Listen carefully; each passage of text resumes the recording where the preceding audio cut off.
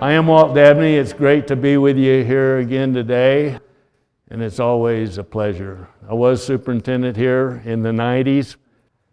I grew up in Texas, a long way from here. My granddad had a ranch when I was a kid. I did my outdoor activities at the ranch. I didn't realize in Texas in those days that not everybody had one, and so I didn't really grow up using parks or the public lands. I've subsequently found out that's largely because there aren't any in Texas. And ended up going to Texas A&M University and got a degree in recreation and park management in 1970 and spent the next 30 years working for the National Park Service. In 1969, when I was still in school, I got a Western Union telegram. Think of this. A Western Union telegram offering me a GS5 park naturalist at Old Faithful. I went, well, hell, I've never been there. That sounds like a fun time. So I loaded up my 60 Falcon Ranchero and headed west from Texas, slept in the back in a roadside park and rolled in there. They showed me how to put my uniform on, and by the end of that summer, I went, you've got to be kidding me. I could do this for a living and get paid for it, and I did for the next 30 years. I was a ranger in Yosemite and then a district ranger at Paradise at Mount Rainier, and then a district ranger for the South District in the Grand Tetons, and then the chief of resource management in Everglades, having said a real ranger never would go east of the Mississippi River. And there I was. And then the next thing I did was another thing I said I'd never do, is work in Washington, D.C. And I did that for 5.5 years as chief ranger for the National Park Service. And among my duties there, in 1988, when I was there, Yellowstone caught on fire, and I had the Park Service fire program. So I spent a lot of time trying to explain in 4 or 5 minute sound bites on television what was going on in Yellowstone and why we couldn't put it out and why it may not be as bad as they think. And I'm not sure I was very successful, but Yellowstone fire went out, and I got the opportunity to come out here for the superintendent in Canyonlands, Arches, Natural Bridges, and Hoven Week. I did another thing I said I'd never do, and that's leave Moab. And my home state said, would you come down here and help us with Texas State Parks?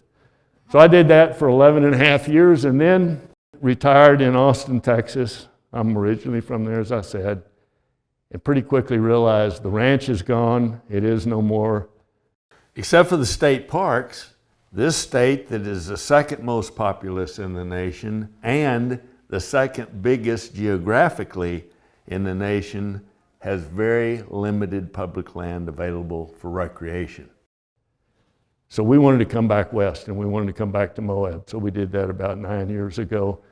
And so I'm going to tell that story a little bit, and I'm going to tell you that the reason I'm doing this talk today, and the reason we're filming it today, and the reason that I feel so passionate about it, I'm on the road sort of like a traveling preacher, is that when I got back out here, I hear people saying, man, these lands are locked up, or the Constitution does not say that the federal government can own land. At statehood, we were promised to get our land back. And I'm sitting there thinking, man, I've only done this 43 years, but I didn't know any of that kind of stuff. I think I'm going to start looking into it. And so what you're going to see the rest of the afternoon are the kind of things that I found out to be true. My goal in this whole thing is everything that's in this program is absolutely accurate. And in 7 years of doing it, I've never had anybody share with me, which I invite you to do because I want to get it right, share with me that anything was inaccurate or wrong, either factually or historically. I want it to be absolutely right on. The only thing in here to me that is political, and I don't go into any of the issues with my spin on it, the only thing I see in here that is political is I am absolutely rabid about the fact that it would be unconscionable that we transfer these lands out of federal ownership, which means that we all own them. So let's get along with this, going into your public lands, and when I say the federal lands or public lands, that just means that you and I are both landowners, and these are ours. You recognize the United States, you recognize the shape of the states, this is what we look like today, but it didn't always look that way. In fact, when European man arrived on the East Coast, it wasn't an abandoned piece of land.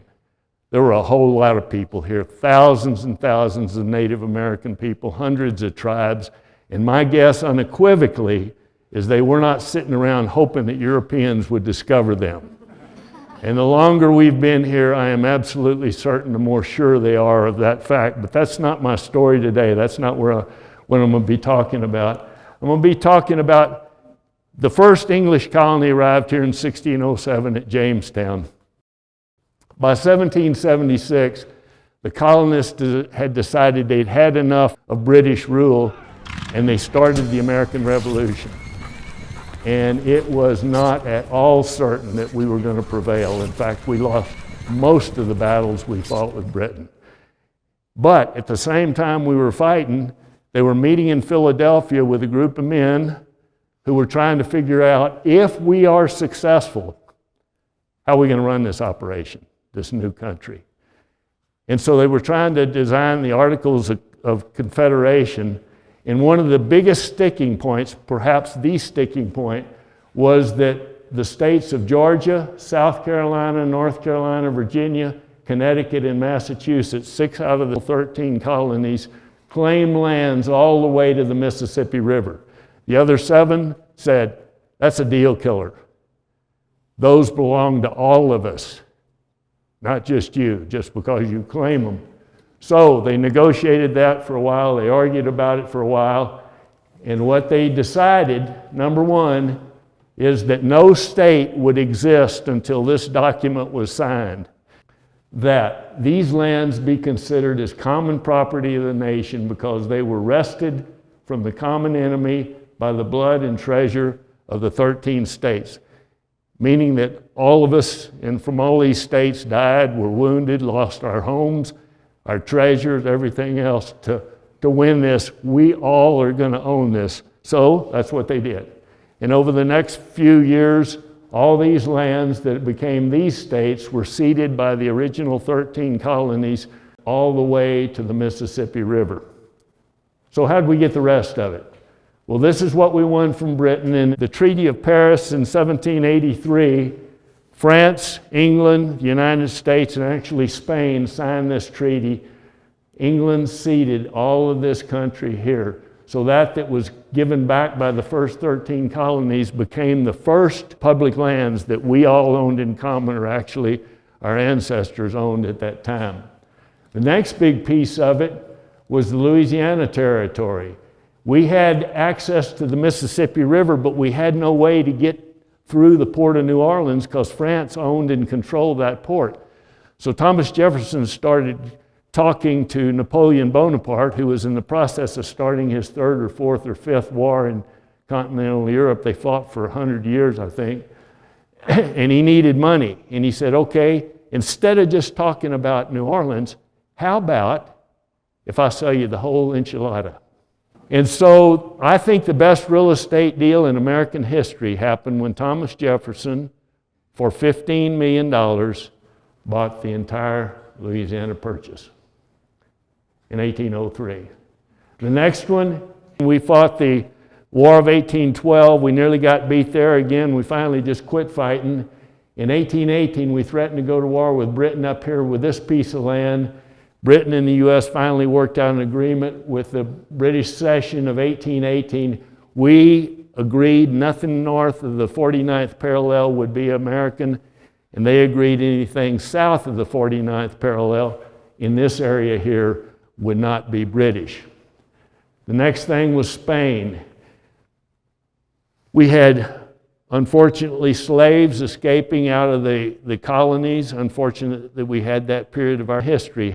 And Native Americans raiding into the colonies there. We told Spain, we're going to invade you if you don't fix this. Spain said, I tell you what, we owe you $5 million.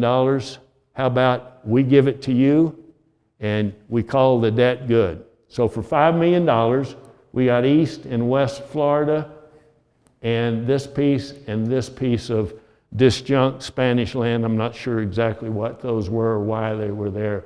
The next thing was my home state of Texas, 1836. And I'm going to talk a little bit more about Texas because people always ask me, don't you wish this was like Texas? And I said, no. No, I don't. If you're talking about the fact that there are no public lands in Texas, no, I don't. So anyway, Texas rebelled in 1836, fought the Mexican government, and won their independence. And for the next 9 years, Texas was not part of the United States. It was an independent country, the Republic of Texas. The next one was the United States invaded Mexico in 1846 at the Mexican War. At the same time, Americans were threatening to fight Britain again. I don't know why in the world, but we were going to fight Britain again. And you remember from your history the old term 54-40 or fight. 54-40. If they didn't cede us everything below the 54th parallel, we were going to go to war. Well, Polk said, I'm not fighting Mexico and England at the same time. They cut a deal with Britain that ceded this Northwest Territories, everything below, again, the 49th parallel, and everything above that went to Britain in the form of Canada. Anybody know where the 54th parallel is? It is actually the southern boundary of Alaska. So what we were doing is we're saying we claim everything all the way to Alaska, which was then Russia. So without going to war, we got that cession. We won the Mexican War, and Mexico recognized that this was Texas, and they also ceded in the Treaty of Guadalupe Hidalgo, all this country, including those states that you see there, to the United States. So war.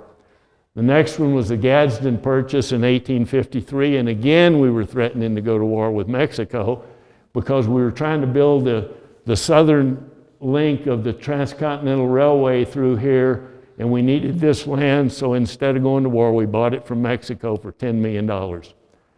The next piece, probably the second best real estate purchase that we ever did, was buying Alaska from Russia for $7.2 million. 2 cents an acre. Pretty good deal. Russia wants it back. I don't think we're going to do that. And then the next one was Hawaii. Hawaii was a stable country. It had a queen. It was a peaceful country. Americans went down there to grow fruit and raise cattle and so forth, and decided this would be a nice thing for us to have, and I think we're in danger. So they asked the federal government to send in the Marines. They did. We actually just took over Hawaii and annexed it, and it became a territory. And the first governor of Hawaii was a guy named Dole.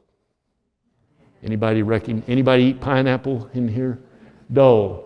The next was in the Spanish-American War when we got the island of Puerto Rico in winning the Spanish-American War. And the last piece of land was the American Virgin Islands, which we bought from Denmark in 1917, just as we went into World War I. So, war, treaty, purchase, that's how we got all of these lands which we owned in common. Remember that I was saying that we got this in 1848 at the Treaty of Guadalupe Hidalgo. One of the things people talk about is we want our lands back. What was this country when the Mormon pioneers came into the Salt Lake Valley? It was Mexico. I guess we were immigrants into Mexico at the time. Kind of interesting thought.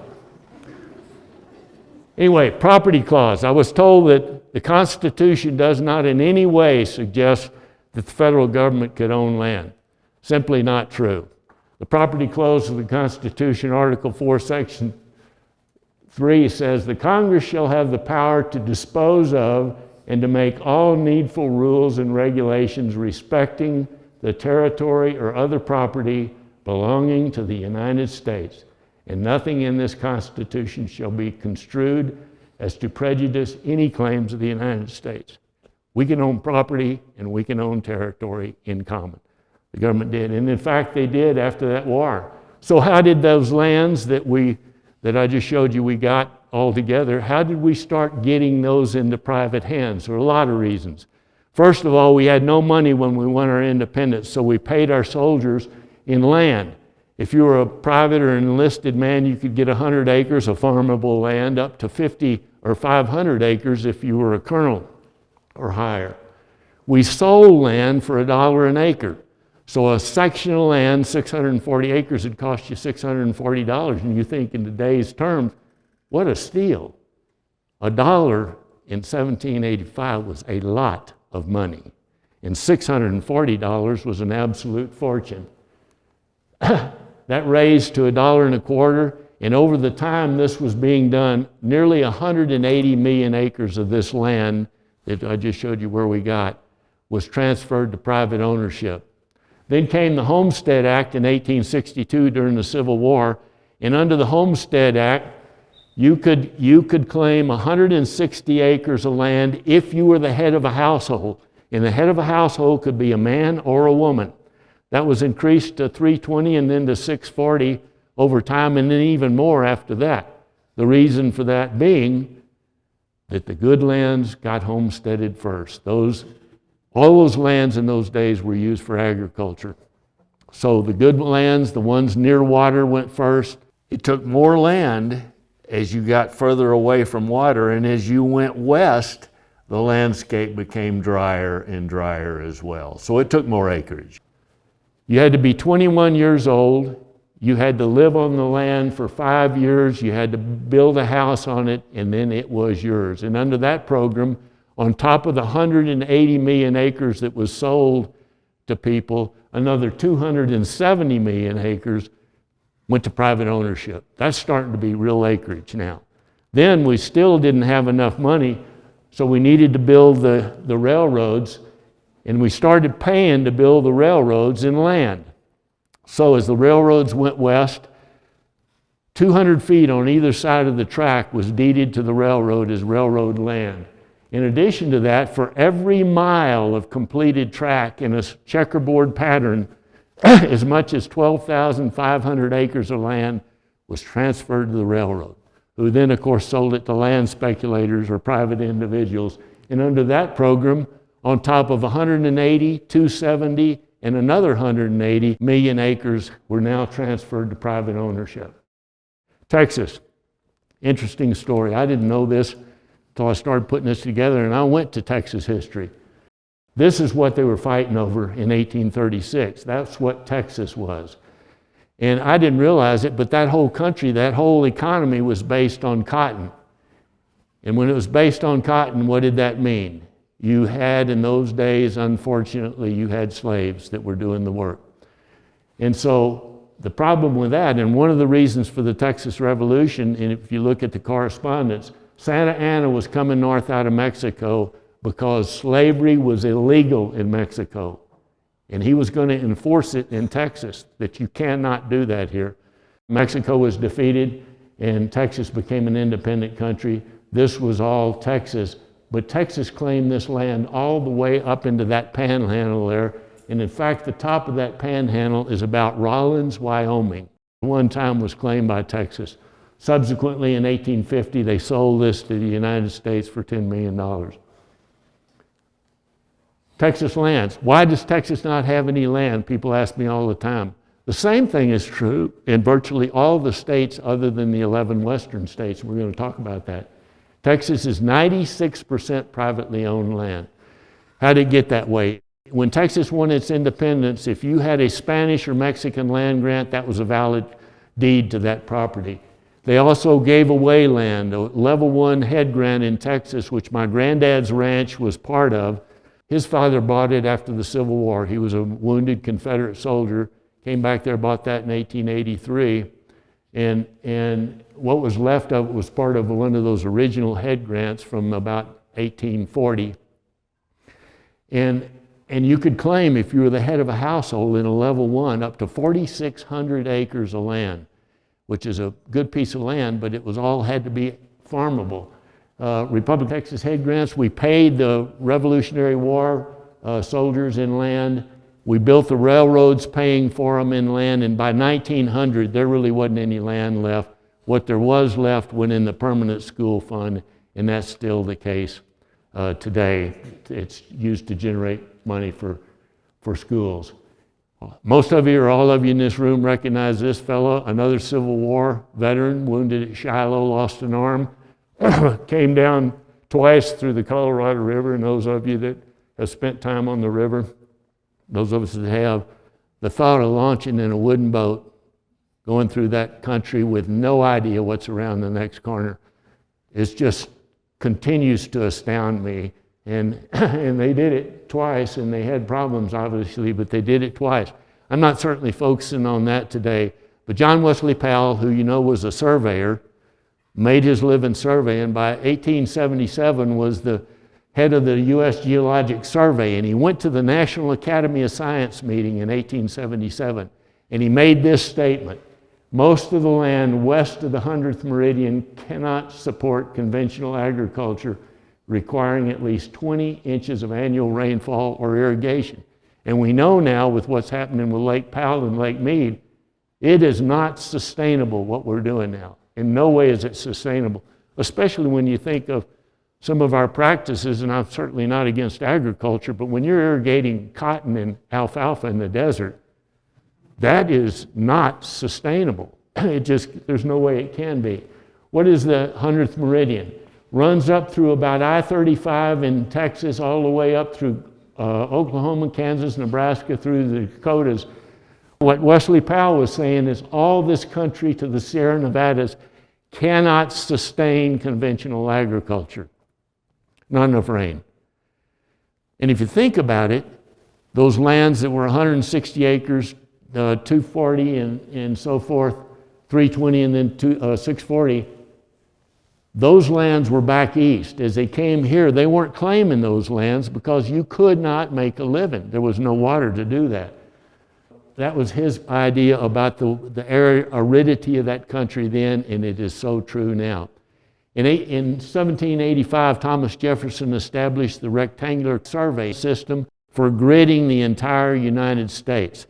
It looks like this. Many of you know how that works. 6 miles square, a township, 36 square miles in each township. The entire country is gridded that way. Utah would look like this with that grid pattern in there. And if you see those blue dots in each of those yellow sections, those are the state sections that they got at statehood. What does that mean?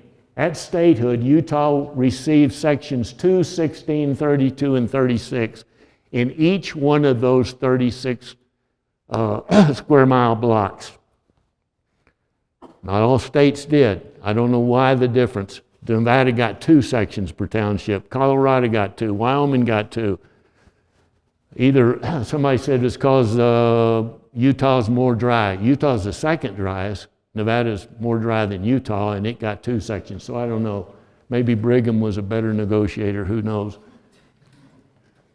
The state got right at 7.5 million acres at statehood. This was given to them out of that cache of federal lands that we all own. The state was carved out of those federal lands meaning lands we own in common. They have sold over 4 million of those acres since then, which I'm not arguing is a bad thing. That's what they were given it for. I'm just saying if it's state land, it's not necessarily public land. And it was given in the Statehood Act for these purposes. However you want to use it, it's used to do these things: public schools, universities, reservoirs, hospitals, and so forth. So that's what they're selling and using those lands to maximize the profits of. Utah Statehood Act. Remember I said, people said, they told us at statehood we were going to get our lands back. Well, first of all, they first got in here when it was Mexico. Then in the Treaty of Guadalupe Hidalgo, it became United States territory. And the state of Utah was carved out of that territory, made a state in 1896. And the notion that they were assured at statehood that they would be given these lands after they were a state. The Statehood Act actually says these things: that the people inhabiting said proposed state do agree and declare that they forever disclaim all right and title to the unappropriated public lands lying within the boundary thereof. Not too unequivocal. It also says, the said state of Utah shall not be entitled to any further or other grant of land for any purpose than as expressly provided in this act. I don't see anything ambiguous about those statements. It's pretty clear that unless Congress changes their mind, that's what you get. Unfortunate thing occurred in 1901 with President of the United States. William McKinley was assassinated. That's always a tragedy. One of the things that came out of that is that we were absolutely lucky to have this guy as his vice president, who then took over the presidency. And what we know, enjoy, work on, and make our living on right now is largely attributable to this guy right here. One of his philosophies is this: it's not what we have that'll make us a great nation, it's what we do with it that'll make us a great nation. Absolutely true. This is how we were logging in those days. And we were absolutely had the potential to use up our entire forest system. These crews would come in here, cut everything down, snake the logs out, leave this, and move on to the next place. Then the grasses came in, because there was still some topsoil. Grasses came in where the trees had been. But then we introduced hundreds of thousands of livestock, mostly sheep, on this, which completely wiped out the grasslands. And then this sort of thing happened. This is Manti, Utah. This happened in many places throughout the West where there was no more watershed, and the mud and the snow and the rain just came down the mountain and wiped them out. People started screaming, we need some help. This is not going to work. And in 1891, Congress passed the Forest Reserve Act, and the Forest Reserve Act allowed the President of the United States out of that public domain to carve out what became national forests, but as forest reserves. It was signed into law by Benjamin Harrison, who set aside 13 million acres. Then came Grover Cleveland, who set aside another 25 million, and then McKinley was able to set aside 7 million before he was assassinated, and then came Teddy. And if you add all those figures up, the total acreage today in the National Forest System is about 193 million acres. Most of it is right there. Forest Service was established in 1905 to start taking care of these forest reserves. The first chief of the Forest Service was a guy named Gifford Pinchot. You want to read a good book, read The Big Burn. If you haven't read it, I seriously encourage you to do that. Tells the story of Pinchot, tells the story of Pinchot and his relationship with Roosevelt, which is really fascinating. Pinchot's dad had made his money doing that logging picture at first. He'd clear cut, he was a robber baron, he was a timber baron. Gifford thought he was going to do that. His dad said, no, you're not. You're going to fix what I trashed. And sent him to France and Germany to silviculture school, forestry school. And they came back, got the Yale Forestry School going. Pinchot would have his students take topographic maps under the Forest Reserve Act, take topographic maps, draw in what should be a forest preserve or reserve, take it over to Teddy, and I think they put it on Teddy's desk, and then the two of them, both of them loved to box. And they would go down in the basement to the gym of the White House and beat the hell out of each other for an hour, and then come up there, probably didn't take a shower, just signed off a couple of more new forests and went on about their business. And to give you an idea of what that does, that was Teddy in 1906. That's Teddy in 1905. These are just samples. This is Teddy in 1908. All of these were set aside then, and if you know what you do, the LaSalle's, a lot of it's private land. I guarantee you by the time much longer, it would have been all private land, and we wouldn't have had the access we do today. So the Forest Reserve Act really made a difference. Agricultural appropriations. Some of the states started getting upset with the use of this. and said that the states that are up there, and if you look at it closely, one of them that's not there is Utah, because Utah supported this because of the flooding and, you know, the Salt Lake front, when you got hundreds of thousands of sheep up there and you wonder why your water is getting a little bitter, you have a clue about that. These states said, we're not going to sign the Agricultural Appropriation Act in 1907 if you don't put an end to this. So Roosevelt had till March the 7th of 1907 to sign it. So what did they do? They went back in the boxing ring.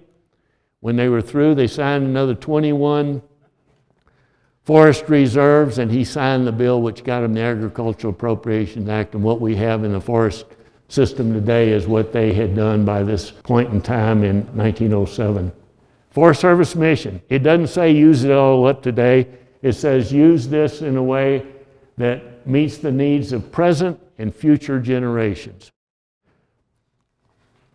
Antiquities Act passed to take care of special historic and scientific interests. It's kind of interesting. It's been used by every president since it was passed, 18 or 19 presidents. All of these national parks now would not be in place if they had not been first established as national monuments, because in many places, not in all, but in many of these places, the locals opposed them. For example, Grand Canyon. Teddy walked out there like I am right now, hoping not to fall in either. And he said, there's nothing humans can do to make that a better picture. Nothing we can do to improve what you're seeing here right now. So he tried 3 different times to get a national park establishment. It was defeated by local opposition. And this is one of the newspapers that were probably not in support based on what they wrote in the paper. The national park idea represented a fiendish and diabolical scheme, and whoever fathered such an idea must have been suckled by a sow and raised by an idiot. That is not a pro-park position. So Teddy signed off on it as a national monument in 1908. You ought to ask Arizona if they'd like to get rid of it now. It's worth millions of dollars a day to the state of Arizona. Teddy's legacy: set aside over 230 million acres of land, 100 national forests, 51 fish and wildlife sanctuaries, reservations, 5 national parks, 18 national monuments. Well, people started coming back, trappers from the west, and talking about these lands that were smoking and belching fire, and these animals that were just unbelievably beautiful and prolific. Folks got to thinking, man, these guys have been out there way too long by themselves. So they sent an expedition, the Hayden expedition in 1871, out to look at Yellowstone, to evaluate it. And on that trip was a guy named William Henry Jackson, who had been a Civil War photographer, who took a picture of Old Faithful in 1871. It's an amazing photograph for those of you that are into photography. Also on that trip was a guy named Thomas Moran, who's one of our great painters, who painted the Grand Canyon of the Yellowstone. And they got back, and the expedition gave its report, and it was clear, hey, there's something out there. And so in March of 1872, President Grant signed the National Park Act that established Yellowstone National Park as really the first national park in the world. The first time a piece of land like that was set aside, not for royalty, not for nobility, not for wealthy people, but for everybody. Yellowstone, again, opposed by locals. It said, this is going to be the end of Bozeman, Montana. Have you tried to find a parking place in Bozeman, Montana? Yeah, you can't do it. They said the same thing about Grand Tetons, that Jackson, Wyoming, when it was set aside as a monument, Grand Tetons, Jackson, Wyoming will become a ghost town. Have you been to the ghost town of Jackson? That wasn't very good forecasting. The argument was nobody will ever get there, and I think it's 4.5 to 5 million get there every year now, which is worth huge amounts of money to that part of the world. And the delegation worked so hard to keep it from being funded that they finally had to send the Army in there. And the Army was in Yellowstone for 32 years, leaving in about 1918. And if you know Yellowstone, Mammoth Hot Springs was Fort Yellowstone. The rock houses up there were the officers' quarters in Yellowstone. So Yellowstone, they kept the poachers out and did all that with the Army before the Park Service was established. One of the things about the establishment of Yellowstone to me is it is indicative of how we had a good idea, but we didn't do it right from the start. What am I talking about that? Take these two animals right here, the bison and the elk, and you say, Yellowstone's 2 million acres, and they said, that's 2 million acres locked up. If you look at this, the greater Yellowstone ecosystem is in the red. Yellowstone Act says that you will maintain this place, and I'm paraphrasing it, you will maintain this place in its natural condition, and wildlife in their natural condition. This 2 million acres Yellowstone is 8,000 feet. In the winter, it is completely buried in snow. It's well below zero. That was the summer range for those two animals I pointed out, bison and elk. And when it started to be winter, those animals came down through here. These are 6 national forests now in the green. Came down through here, and if you've been to Jackson Hole and you look at the National Elk Refuge there, and that big fence that goes across, that's not fencing those animals in. That's fencing them out of downtown Jackson, Wyoming, where they used to migrate through in the winter. So if we were going to do anything now, we need to make sure we manage what there is. All the white country is privately owned land now, and manage this in a way that is supportive of our ideas for Yellowstone National Park. Another one that I dealt with a whole lot when I was here as superintendent, when they first started talking about the establishment of Canyonlands, Senator Frank Moss and the Park Service proposed a 1 million acre erosion basin park. The other side, Senator Wallace Bennett, wanted 35,000 acres in the park in 3 pieces: the confluence, Needles, and Island in the Sky. So over a number of years, they argued it down to where when it was finally passed, this is what was actually passed. Later, the Mays District was added. And the total of that was 257,000 acres. I think it's 334 now. They didn't put Glen Canyon in because it has a little tar sand in it. And so instead of making it what it should have been, which over time is a gold mine, if you don't screw it up, you can figuratively mine it forever. I don't know how many times I've stood out on this Grandview Point in my flat hat and uniform and have visitors, which I just love, come to you like filings to a magnet. And we'd talk for 2 hours and they'd say, where's the park here? And they'd invariably say, well, if you step one more step over there, you're in the bowl quickly. And it goes all the way around here, and they say, well, I assume it's that big bowl. But it's not. That's what they finally argued it down to, and it makes, from a management standpoint, absolutely 0 sense. And if you did anything right here that would compromise that, it would be an absolute tragedy. Wallace Bennett said unequivocally that if you do this Canyonlands Park, this is what's going to happen to where we are now. It'll be the end of everything. All commercial use and business activity would be forever banned, and nearly all of southern Utah's growth would be forever stunted. Well, the reality is that outdoor recreation in Utah is worth about $6.1 billion a year in economic output. That's goods and services associated with this. In the United States, it's $862 billion, and in Utah, that's about 67,000 jobs that are affected with it. And these aren't my figures. These are from the U.S. Department of Commerce, Bureau of Economic Analysis in 2022. All these things you can check yourself.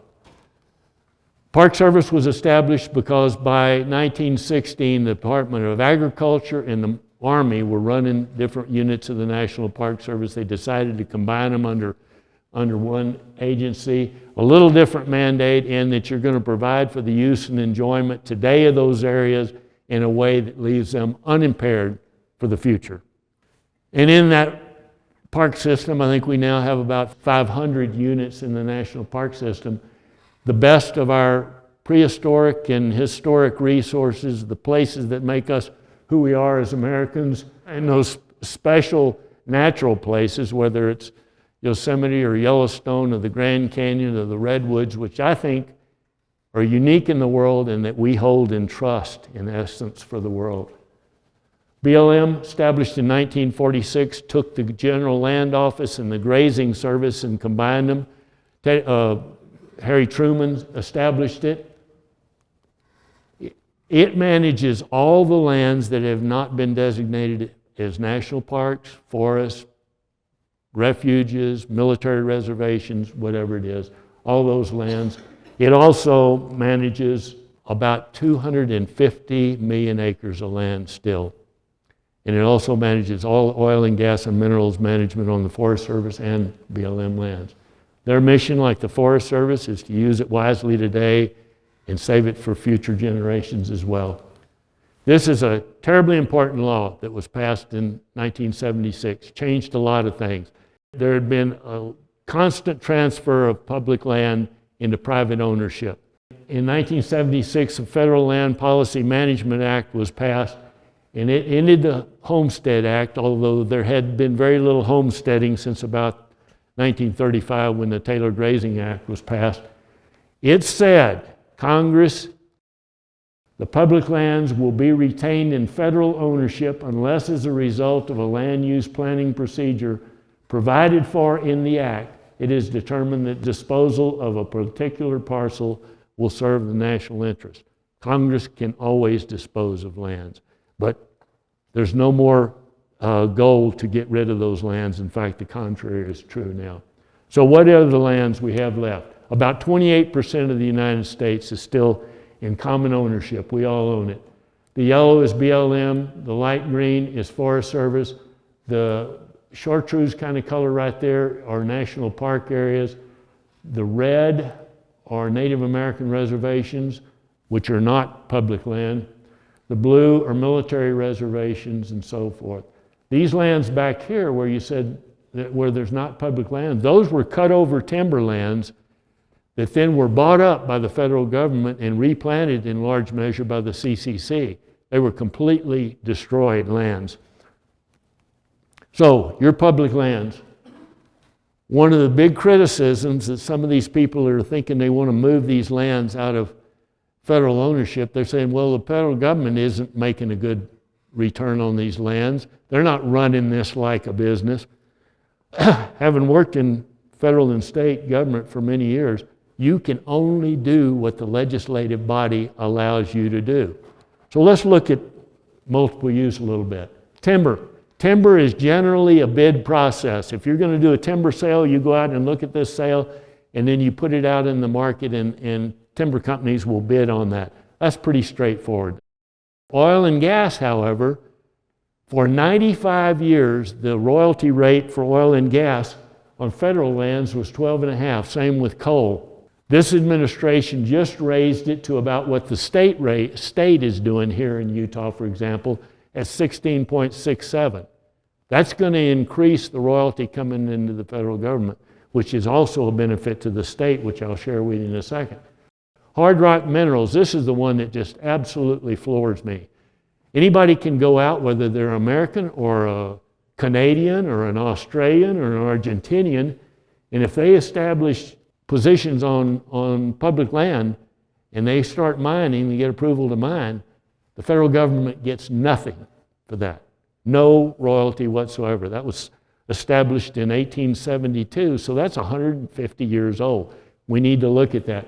Because in the case of hard rock minerals, the state of Utah, and I don't know whether that's the right number or not, gets a 4% royalty for metalliferous minerals. Gold, copper, iron, zinc, any of those kind of things. For fissionable minerals like uranium, it's an 8% royalty. So we ought to at least index it to what the state charges. Recreation. I tell you, I use the public lands all the time. I mountain bike, I hike, fish, hunt, river run. I don't do much horse stuff, but all those, and I never pay a thing. Never pay a thing. And I would be glad, I'm not speaking for you guys, I would be glad to buy an annual pass to the public lands if that money went back in to putting people on the ground out there to help run these places. Right now, it's free. Like, other than in a developed campground, it's free. And you say, well, I pay my taxes. So do the people in New York who will never, ever be here to use them in many cases. Fish and wildlife, I can buy an elk tag if I'm lucky enough to draw an elk tag and go hunt. I never pay a thing to go hunting. Try that in Texas or any other states that have little publicly accessible land. Scientific and historic. And here's a good one to talk about. And on all these issues, I will not take a philosophical or political stand on them. I just want you to know the information. But in the case of grazing, for example, and all these are from the USDA, Department of Agriculture, if you're going to put your stock on private land, non-irrigated pasture land, the average cost to you to put an AUM or an animal unit month, which is a cow, calf, a horse, 5 sheep or 5 goats, as an example, it would cost you in Utah $16.50. If you're talking about the state costs and go down to Utah, if it's a single section of land, it's going to cost $5.82 an AUM. If it's a blocked up piece, like we're traded out of Canyonlands or something, it's $10.05. The federal rate, $1.35. Not arguing whether we ought to graze on public lands or not, but I'll just tell you, it would seem reasonable to me if we're talking about a piece of federal land and a piece of state land right next to each other, you ought to at least index it to what the state is charging in each individual state, and that would be fair. It'd be hard to argue, in my opinion. But that's grazing. Well, of all these receipts that come into the federal government, generally speaking, the state, in this case of Utah, gets half of those receipts. Half of the grazing receipts, half of the oil and gas royalty receipts. They would get half of the minerals or hard rock minerals receipts. They would get half of anything else that was raised in price. So in 2018, Utah got nearly $74.5 million of revenue sharing. In addition, PILT is a formula of acreage, federal acreage in a county and the population, and the federal government pays in lieu of taxes that amount of money. So in total, Utah got $115 million in 2018 from the federal government for these lands in Utah. Well, outdoor recreation, which is something I feel really, really strongly about, and I want to talk about it a lot. These are not just stuff I like to do, they're stuff I know a lot of you like to do. This picture in many states would be almost impossible. Just getting access to that river across private lands is often not possible at all.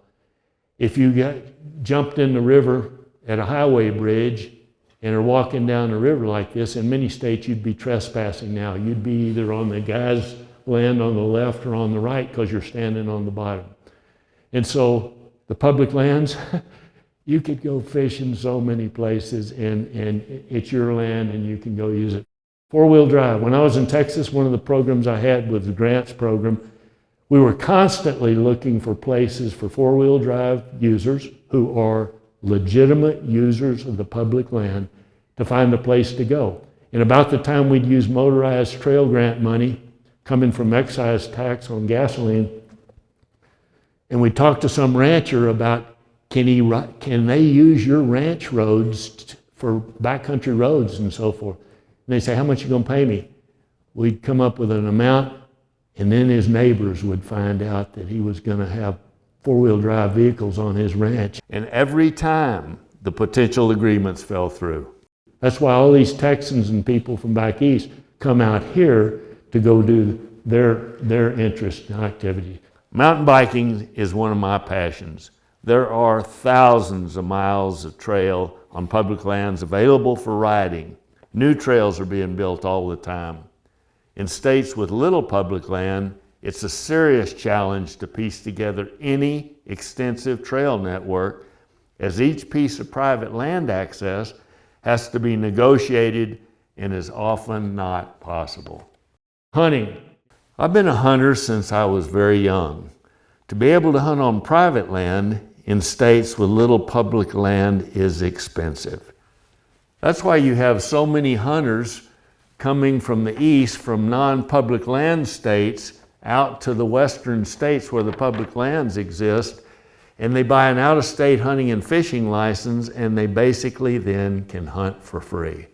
And now, one of the groups I talked to recently was the backcountry hunters and anglers who understand this clearly, that if these lands go away, they got no place to go.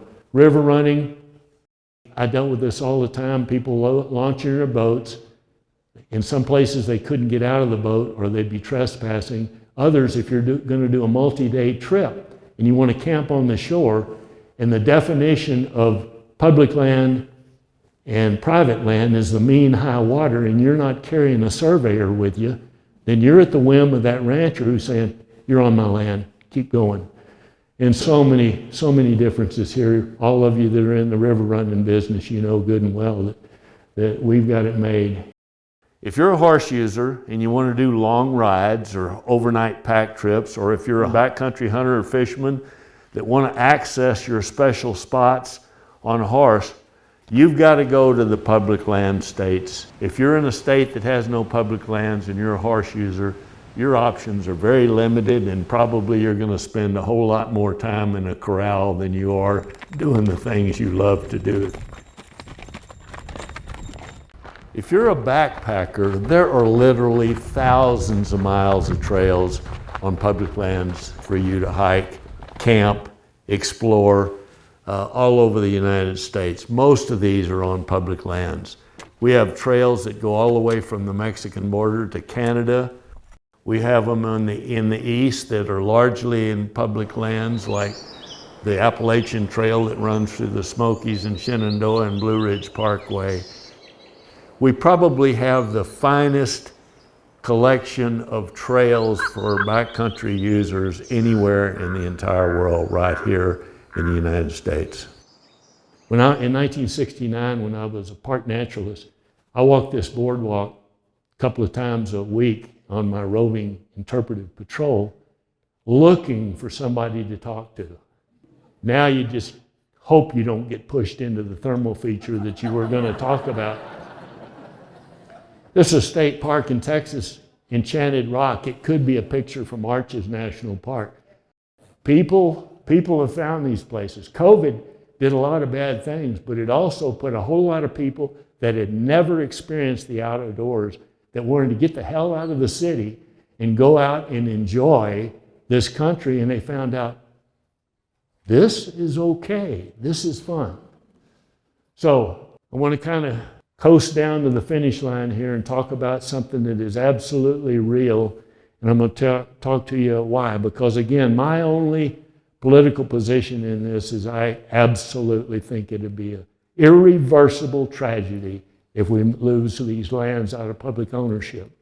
And there are people who are working every single day, diligently, trying to figure out a way to get these lands out of federal common ownership. To give you an example, and I'm using Utah because that's where we are and that's where I live, but in 2012 they passed the Transfer of Public Lands Act, HB 148, which was signed by the governor. And what that said is you, by 2014, federal government, it's not binding on the federal government, but it certainly shows the intent of the people that push this forward, you will transfer all the BLM land, all the Forest Service non-wilderness land, all the Glen Canyon on the Utah side of the Colorado, all of the Grand Staircase Escalante, 31 million acres to the state of Utah by 2014. And it would become state-owned land, and the state could keep it or sell it. People say, well, we would keep it because we understand people like it. How realistic is that if it goes all of a sudden from 50 states paying to maintain these places to one state? What would those costs be? Using Utah as an example, and I'm using 2018 as the fiscal year, those costs have obviously gone up today. In 2018, the Bureau of Land Management in Utah spent for their operation and maintenance budget about $125.5 million. For the Forest Service, it was right at $70 million. For the National Park Service at Glen Canyon, right at $12 million. Now, the real ringer that's going to get nothing but worse, presumably as we go forward because of climate change, is fire. The fire season in 2018 on BLM cost right at $48 million. Forest Service fire cost in Utah was right at $36.5 million. Those are huge figures that are going to do nothing but increase. In addition, we talked previously about the fact that Utah received half the revenues that came in on public lands in Utah, so $74.5 million, and then they were paid in lieu of taxes, PILT, another $40 million. So if the state of Utah took this, they would have to come up with $406 million before they even started to make any money on these lands. That is a huge sum. In addition, in that same year, the state of Utah on private lands and state land, just in fire costs, spent another $35 million, which would be really difficult, especially when you think that in the case of Utah, for example, the US population of 335 million people as a tax base are paying for these lands, whether they're in Utah or Wyoming or wherever. If these go to the state of Utah, that tax base now goes from 335 million to 3.3 million people that are going to try to absorb these costs. That doesn't even make sense. They said, well, there's another section of the Statehood Act that says we're supposed to transfer it. That section says this, and I'm not a lawyer, you can read it yourself. 5% of the proceeds of the sales of public lands lying within said state, which shall be sold by the United States subsequent, after that land became a state, subsequent to the admission of said state into the Union, shall be paid to the state to be used as permanent fund, the interest of which only shall be expended for the support of the common schools within the state. The same wording is in Wyoming, Colorado, I think it's in Iowa that I've read, and probably many others. What it's saying is if we sell any more federal land in Utah, after the cost of sales, out of the net proceeds, will get 5%, federal government gets the other 95%, but the lands then are gone, never to be gotten back. And as Frederick Law Olmsted said, if that happens, this is what's going to happen. Those who are rich enough reserve for themselves the choicest natural scenes. Unless government acts, all places favorable in scenery to the recreation of the mind and body will be closed against the mass of the people. And what that then looks like is a sign like this, not one that says, y'all come on in, welcome. It'll be, it's now private, and you're not invited to come in there. So I'll just close by saying, I sure don't want to see that. And I think, you know, I'm an old guy. I'm going to get to weather it out, but I see a lot of faces in this room that are good and young and have a lot more years to go enjoy these lands. You have got to stay vigilant. You've got to understand there are people that are not stupid, they're very smart, and they're looking for a way to get these lands out of public hands. And when they say no, there will be public hands, and they're going to the state lands. The state sells land to raise money. And there's no way they can foot that kind of bill. One fire season would wipe any western state out as far as trying to run these lands themselves. So with that, I thank you for giving me the chance to talk to you again. I appreciate what you do out there on the public lands. And after this, I'll be glad to try to answer any of your questions. Thank you. Okay, thank you all very much. I appreciate it. best to you. Stay steady. Thank you.